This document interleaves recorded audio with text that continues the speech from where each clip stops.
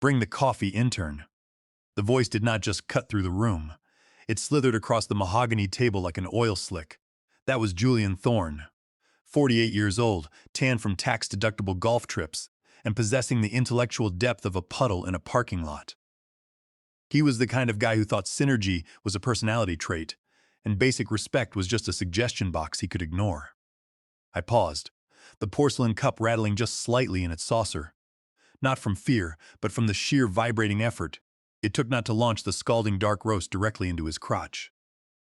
I placed it right here, Mr. Thorne, I said, my voice flat. I set the coaster down with the precision of a bomb disposal technician. Now sit in the back. He waved a hand dismissively, not even looking at me.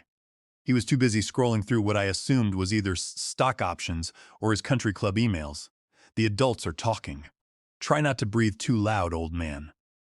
I walked past the empty leather chairs at the main table, chairs that cost more than most vehicles, and took my spot on a folding metal chair against the wall. The kids' table, the spectator seat. Let us get one thing straight before we go any further. I am not an intern. I am 54 years old. I have an engineering degree that is collecting dust, and a tolerance for corporate nonsense that evaporated somewhere around 15 years ago. But to Julian and this boardroom of necrotic suits, I was just Elias Vance from maintenance. Just a body to fetch files, pour caffeine, fix the air conditioning, and absorb their casual arrogance like a narrative sponge. I sat down, pulling a notepad from my bag. Julian cleared his throat, the sound like a garbage disposal grinding a spoon. All right, let us get this over with, Julian announced, leaning back and unbuttoning his suit jacket. Item 1. The third quarter budget overrun. I know the numbers look red, but you have to spend money to make money, gentlemen. The retreat in the mountains was essential for team building. I wrote in my notebook, mountain retreat equals $145,000. Return on investment equals 0. Julian's liver damage equals significant. Essential, piped up Winston Gable, a nervous actuary who looked like he was constantly expecting a ceiling tile to fall on him. Julian, we missed our logistics targets by 12%. The warehouse in Ohio is literally held together by duct tape and prayers, and we spent 6 figures on lift tickets. Julian laughed. It was a wet, dismissive sound. Winston, you are looking at the trees. I am looking at the forest.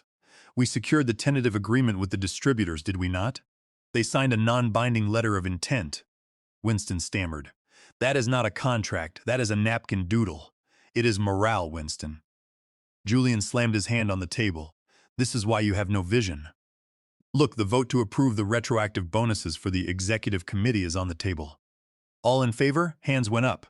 Automatic, Pavlovian, like trained seals barking for a fish, except the fish was a $50,000 quarterly bonus, and the seals were grown men with mortgages they could not afford.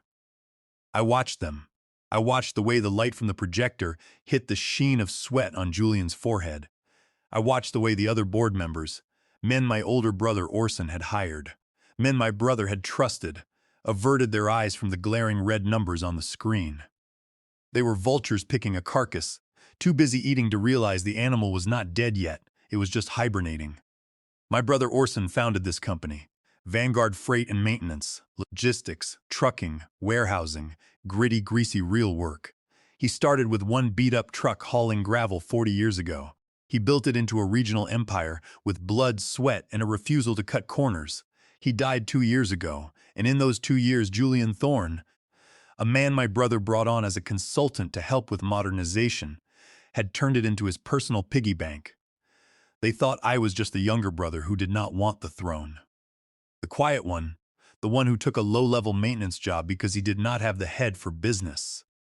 Julian turned to me, catching me staring. He winked, actually winked. Do not worry, Elias. Maybe next year we will have a budget for a new coffee machine. That swill you brought is lukewarm. I will make a note of it, I said. My pen dug into the paper so hard it tore through 3 sheets. Item 1. Remove the board member who thinks the majority shareholder is a maintenance intern. See, he missed a detail.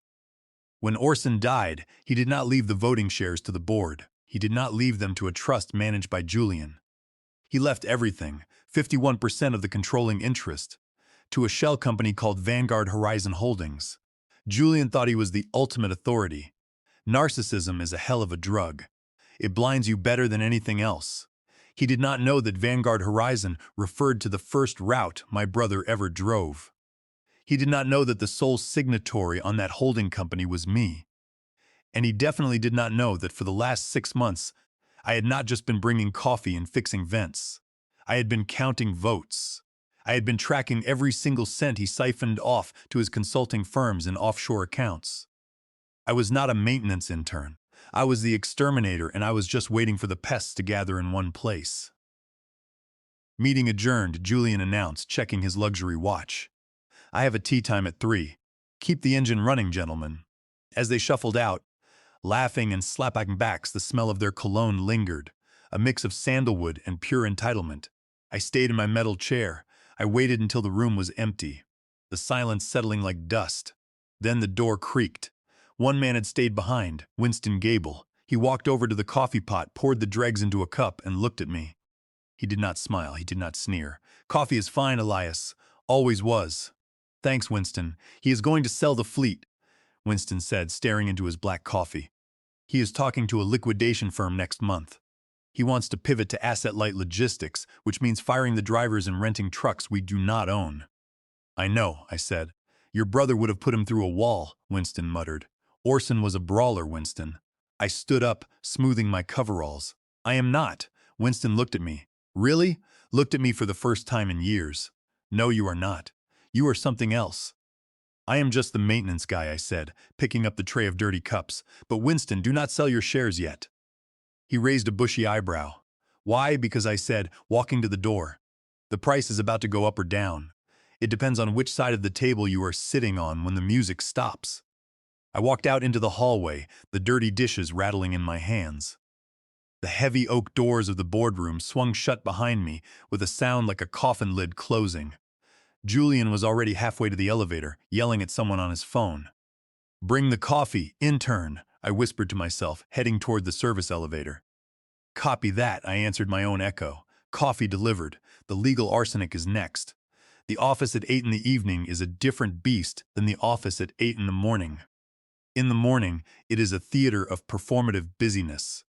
People power walking with empty folders, phones ringing just to prove they exist. The hum of fluorescent anxiety. But at night, the building exhales. The air conditioning rattles like a smoker cough.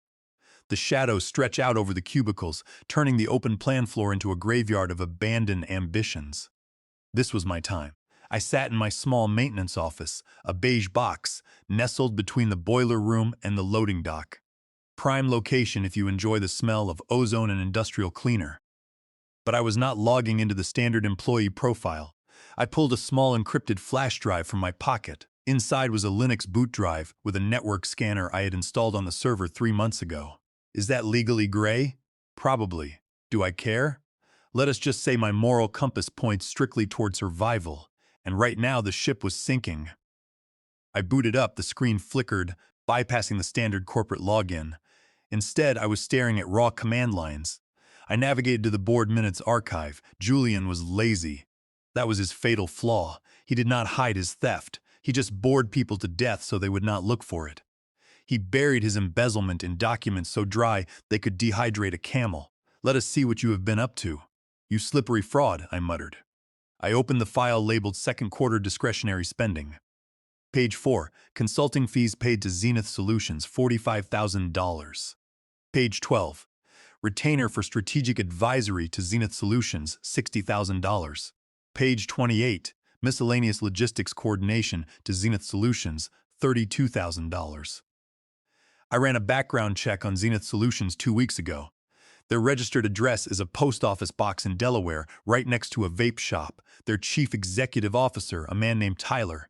It was Julian's college roommate. The rage flared up again, hot and sharp like swallowing glass. It was not just the money, it was the disrespect. My mind flashed back to the funeral. It was raining because of course it was. A cliché drizzle that soaked into your bones. Julian had stood at the podium, fake tears glistening in his eyes, talking about how my brother was a visionary. I remembered standing by the grave afterwards, mud sucking at my boots. Orson had been a hard man, not cruel but hard. He had calluses on his hands until the day he died. He used to tell me, Elias, There are two kinds of people in this world, the ones who build the house and the ones who complain about the draft. A week before he passed, he called me into his study. The room smelt of old paper and motor oil. He looked small in his leather chair, cancer having carved away the man who used to lift transmission blocks by himself. "They are going to come for it," he wheezed. "The vultures, Julian, the banks. They think because you are quiet, because you prefer fixing engines to reading spreadsheets, that you are weak." "I am not weak, Orson," I had said, holding his hand. It felt like dry parchment, I know. He squeezed back surprisingly strong, "but do not fight them like I would. I used a hammer, you use a scalpel. Real power is not written in ink, Elias. It is hidden in the structure. It is in the bylaws, in the footnotes. That is where you kill them." He handed me a heavy-bound document, the original Articles of Incorporation from 40 years ago. "Read Clause 14, he whispered, "and do not tell a soul until you are ready to pull the trigger." Back in the dark office, I minimized the window with Julian's theft and opened a scanned copy of that old document. Clause 14. Emergency Governance Protocols was a paragraph of dense legal text that most lawyers would skim over. But translated into plain English, it said, "In the event of documented fiduciary negligence by the sitting chairman, any shareholder possessing more than 15% of voting stock may unilaterally convene an emergency session without the board consent, provided they give 48 hours notice." Julian thought he was safe because he controlled the board. He thought he could vote down any motion I brought up. But Clause 14 bypassed the board entirely. It went straight to the shareholders. And here was the kicker. Julian had diluted the shares over the last 5 years to bring in strategic partners, his golf buddies. He currently held 12%. The other board members held a combined 20%. The rest was public float. I held 51% through the shell company, but I had not claimed it yet. Officially, the shares were in trust. If I claimed them, Julian would know. He would lawyer up, freeze the assets, drag this out in court for 10 years while he drained the company dry. No, I needed to trap him. I needed him to commit to a course of action so catastrophic that even his buddies could not defend him. Furthermore, I had another card to play. The original charter document that Julian used to assume the chairmanship was forged. He had coerced my brother's signature on his deathbed, a textbook case of forgery that rendered his entire tenure void ab initio. Under the law, any contract or corporate resolution signed under duress or via forgery is null and void from the very beginning. Julian's entire regime was built on sand, and I was about to bring the ocean. I toggled back to the server. I found a draft email in Julian's outbox. Subject: Project Liquidation. I opened it. 2. Sterling Asset Management from Julian Thorne regarding fleet liquidation. "John, we are good to go. I am pushing the vote through next week. We will sell the trucking division for scrap value, lease back the vehicles, and take the immediate cash injection as a performance bonus for the executive team before the quarterly report hits. The board will not know what hit them. Let us do lunch Tuesday." My stomach churned. He was not just skimming, he was gutting the entire enterprise. Selling the fleet meant the end of the company my brother built. It meant firing 400 drivers. It meant the end. "Scrap value," I whispered. I looked at the time, 9:45 in the evening. The cleaning crew would be on this floor soon. I saved the email. I printed the Zenith Solutions invoices. I tucked them into the red folder I kept in my bottom drawer. The intern was done fetching coffee. It was time to start mixing the poison. I logged out, pulled the drive, and wiped the keyboard with a wet wipe. Not because of fingerprints, but because touching anything Julian had touched made me feel like I needed a shower. As I walked to the elevator, my phone buzzed. It was a notification from the company portal. New agenda item added for next board meeting, restructuring of logistics division. He was doing it. He was pulling the trigger. "Okay, Julian," I said to the empty elevator. "You want to play Demolition Derby? Let us play." I pressed the button for the lobby. The elevator descended and my stomach dropped with it. Not fear, anticipation. The feeling you get right before the roller coaster screams down the first drop. I needed allies. I needed to move money. And I needed to do it all while making sure the building heating, ventilation, and air conditioning system was up to standard. Tuesday morning smelled like regret and burnt bagels in the break room. I was busy unjamming the copier because apparently 54 years of life experience makes you uniquely qualified to pull shredded paper out of a machine that costs more than a sedan. When my phone vibrated against my hip, it was the confirmation. Transfer complete. 3% voting rights acquired. I allowed myself a microscopic smile buried quickly under a mask of administrative boredom. Here is how the shell game works. It is not about suitcases of cash in dark alleys. Corporate warfare is fought with routing numbers and limited liability companies. My brother's 51% stake was sitting in a blind trust labeled Blue Horizon Ventures. If I moved it all at once to my entity, Vanguard Horizon Holdings, the regulatory filings would trigger a massive flag. Julian's lawyers would get an alert. So, I had to be a ghost. I had to be a termite eating the wood from the inside. I had already moved 15% 6 months ago, just under the radar. But to trigger Clause 14, the nuclear option, I needed to show a flurry of activity that looked like disconnected investors buying in, not one massive hostile entity. I went back to my desk, opened a spreadsheet that looked like a maintenance supply order form, but was actually my battle map. I had created 3 new companies last week. 1. Sunrise Logistics Partners. 2. Ohio Freight Solutions. 3. Kramer and Associates. I was moving the remaining shares from the trust into these 3 buckets. 12% to Sunrise, 12% to Ohio Freight, 12% to Kramer. To Julian, it would look like random market movement. Maybe some speculation because of the liquidation rumors. He would not see me, he would see market interest. His ego would probably tell him it was because he was such a genius that investors were flocking. The receptionist, a woman named Lydia, poked her head over my cubicle wall. Julian needs the updated profit and loss statements for the lunch meeting. He wants to know why his dry cleaning is not here.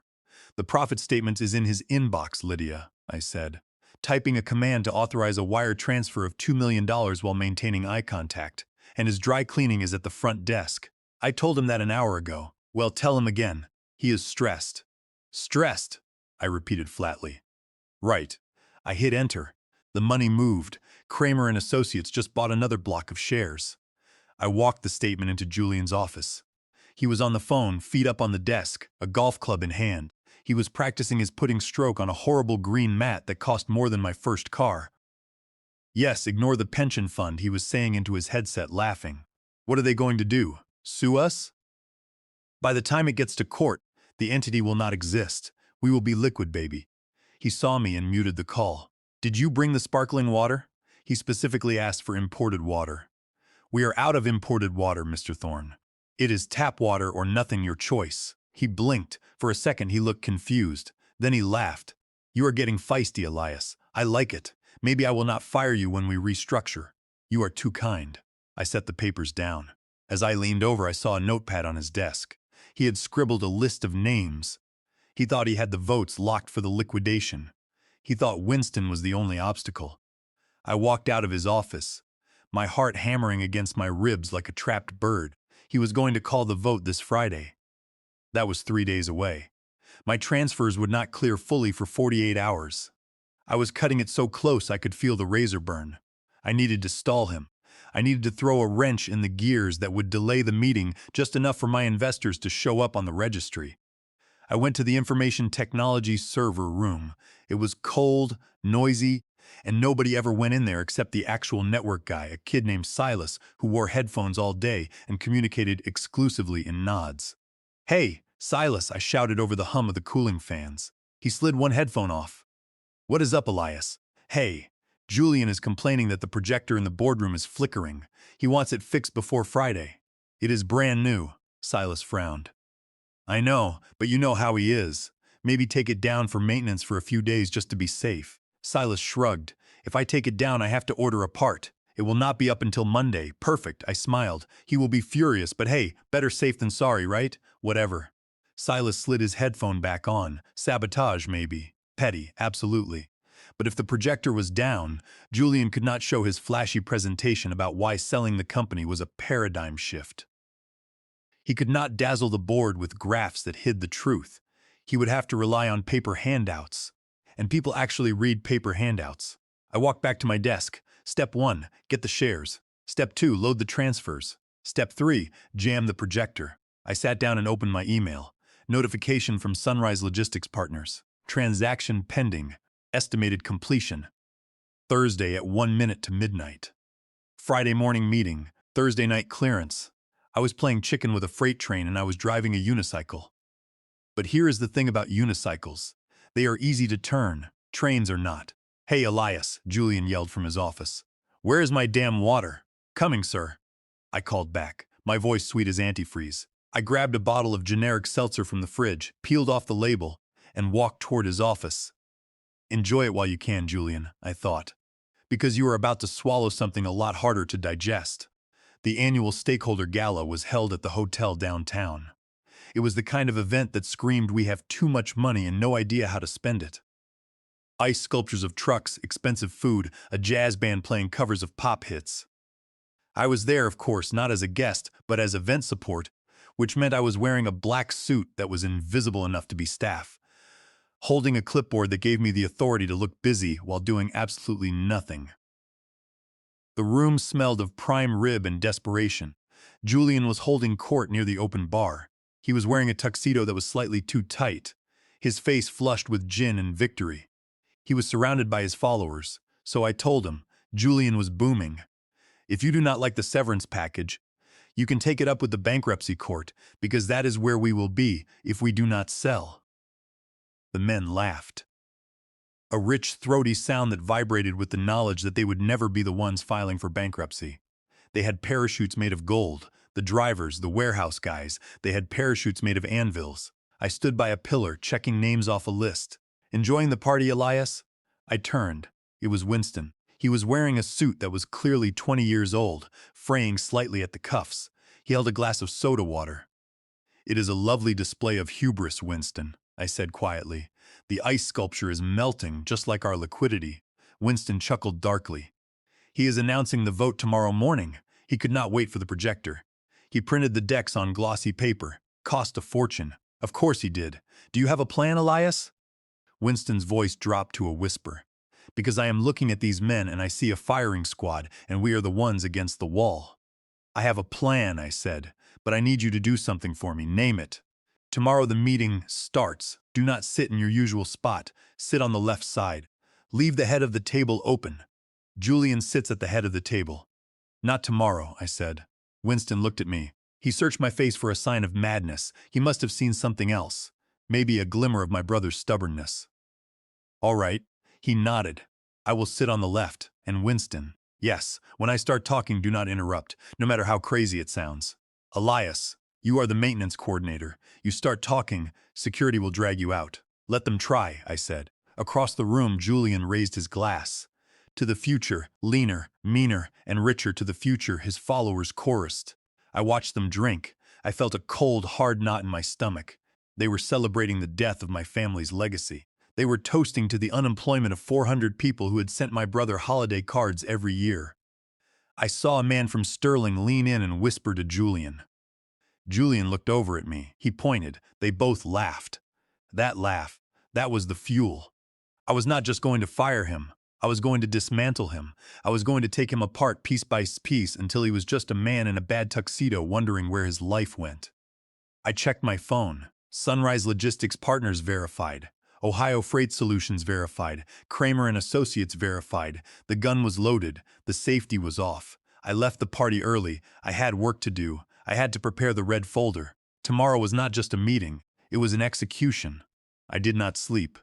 Sleep is for people who are not plotting a corporate takeover. Instead, I spent the night in my living room surrounded by stacks of paper that smelled like warm toner and justice. My apartment is modest. Julian probably spends more on wine in a month than I spend on rent in a year. That is by design. My brother taught me that wealth screams, but wealth whispers. I was whispering so quietly I was practically a mime. The red folder lay open on my coffee table. It was not actually red. It was a standard folder that I had marked with a red marker. Agenda I had scrolled on the front. Inside were 3 documents. 1. The shareholder registry updated as of 4 in the morning. Vanguard Horizon Holdings, 15%. Sunrise Logistics, 12%. Ohio Freight, Kramer & Associates, 12%. Winston, 5%. Total Control, 56%. Document 2, the forensic autopsy of Julian's expenses account. I had categorized every questionable transaction. Category A, fraud, the fake consulting firms. Category B, gross negligence. Category C, breach of fiduciary duty.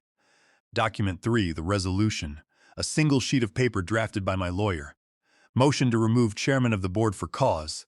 Motion to terminate employment immediately. Motion to appoint interim chief executive officer Elias Vance. I picked up the registry, 56%. It was a beautiful number. It was a sledgehammer. But I needed one more thing. I needed the moral mandate. At 6 in the morning, I drove to a diner on the outskirts of town. Sitting in a booth in the back was Mrs. Higgins. She was 70 years old. Her husband had been one of my brother's first drivers. She held a fraction of a percent of the company's stock, a token gift. Julian had offered to buy her out last week for pennies on the dollar. Elias, she smiled, her skin like crinkled tissue paper. You look tired, my friend. I am okay, Mrs. Higgins. Did you bring the paper? She reached into her handbag and pulled out a proxy form. That man, Mr. Thorne, he called me again yesterday. He said if I did not sell, the stock would be worthless by Monday. He is lying, Mrs. Higgins. I know, she said. Your brother never hired liars. He hired men who looked you in the eye. She tapped the paper. I signed it. I am giving my proxy to you. Thank you. You go get him, for Earl. Earl was her husband. He died of a heart attack in the cab of his truck 10 years ago. I took the paper. I did not need it for the math. I needed it for the soul. I needed to walk into that boardroom holding Earl's memory in my hand. I drove to the office. The sun was coming up. I parked in the general lot miles away from the reserved executive spaces. I walked into the building. The security guard, Mike, nodded at me. Morning, Elias. Big day. Huge day, Mike. Hey, do me a favor. If Julian calls you later to escort someone out, make sure you check who he is pointing at. Mike laughed. You planning a rumble? Something like that.